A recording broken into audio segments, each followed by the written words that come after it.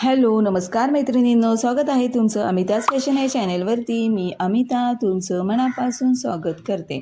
तर काल बघा मी हे 2 ब्लाऊज जे आपण कटिंग केलेले होते ते दोन्ही ब्लाऊज शिवून झालेले आहेत आणि त्याचबरोबर एक काळा साधा ब्लाऊज कटोरीचाच आहे तो पण तोही मी शिवला. म्हणजे काल माझे 2 अस्तरचे आणि एक साधा ब्लाऊज असे 3 ब्लाऊज माझे शिवून झाले संध्याकाळी 4 ते 4:30पर्यंत. त्यानंतर मग थोडासा मी आराम केला आणि संध्याकाळी 7-7:30 वाजता सगळी कामं उरकून कटिंग करण्यासाठी बसले, कारण कटिंगचे कुठलेही ब्लाऊज राहिले नव्हते म्हणून मग मी कटिंग करण्यासाठी बसले.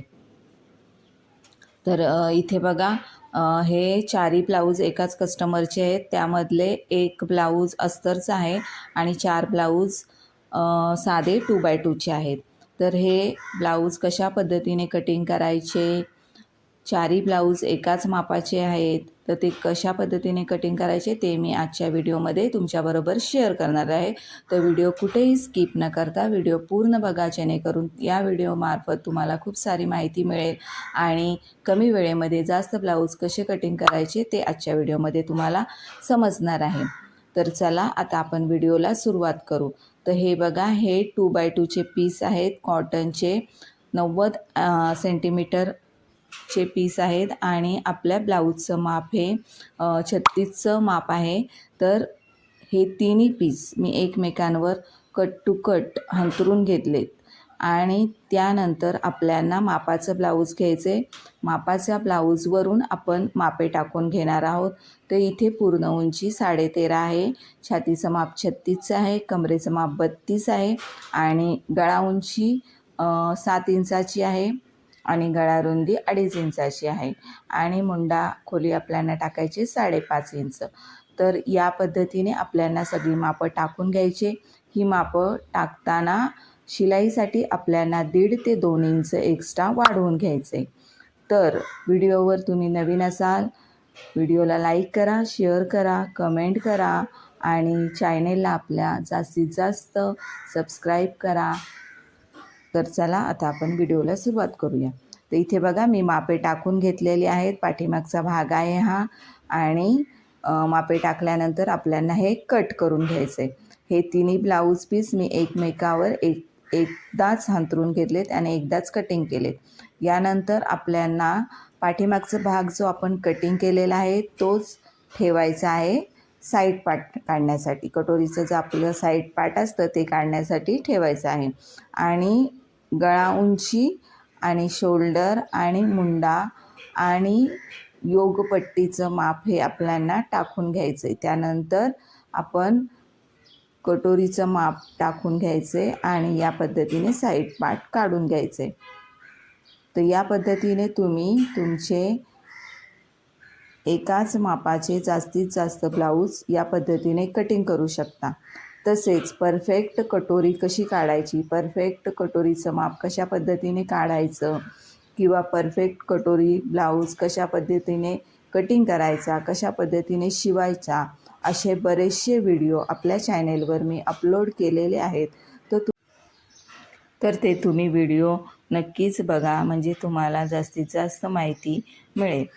तर या पद्धतीने बघा, आता इथे बाहीचं माप टाकून घेतले. मग आपण बाही कट करून घेणार आहे. बाही इथं 9.25 इंचाची आहे. 9.25 इंच प्लस त्याच्यामध्ये 2 इंच मी वाढवून घेणार आहे आणि नंतर दंडघेर टाकायचे. या पद्धतीने मी तिन्ही बाही कट करून घेतलेले आहे आणि यानंतर मग ओपन करून एका बाजूने आपल्याला मुंड्याचा शेप द्यायचा आहे. 1 इंचावर मुंड्याचा शेप मी इथे देऊन घेतला. यानंतर आपल्याला योगपट्टी कट करायचे. तर योगपट्टीसाठी कमरघेर जेवढा असतो तेवढं घ्यायचं, त्याच्यामध्ये 2 इंच एक्स्ट्रा घ्यायचं आणि साईडनी 3 इंच आणि कमरेच्या बाजूला 3.5 इंच अशा पद्धतीने मी योगपट्टी कट करून घेतले. यानंतर आपल्याला कटोरी कटिंग करायची आहे. तर कटोरी कटिंग करताना मी काय करते, हे बघा, या अशा प्रकारचे मी कटोरीचे विविध पॅचेस काढून ठेवलेले आहेत. म्हणजे 28 पासून 42 ते 44 मापाचे कटोरीचे पॅचेस मी असे काढून ठेवलेले आहेत, म्हणजे पेपर कटिंग करून ठेवलेले आहे. तर या पेपर कटिंगचा वापर करून मी कटोरी कटिंग करते. म्हणजे ज्या मापाचं आपलं ब्लाऊज असतं त्या मापाची कटोरी आपण ठेवायची कपड्यावर आणि कटिंग करून घ्यायचं. या पद्धतीने कटिंग केल्यामुळे काय होतं, आपला वेळ वाचतो आणि आपण कमी वेळेमध्ये जास्तीत जास्त ब्लाऊज शिवू शकतो. आता हे बघा, तिन्ही ब्लाऊज माझे कट करून झालेले आहेत. यानंतर आपल्याला जो अस्तरचा ब्लाऊज आहे तो कट करायचा आहे. तो अस्तरचा ब्लाऊजही याच मापाचा आहे.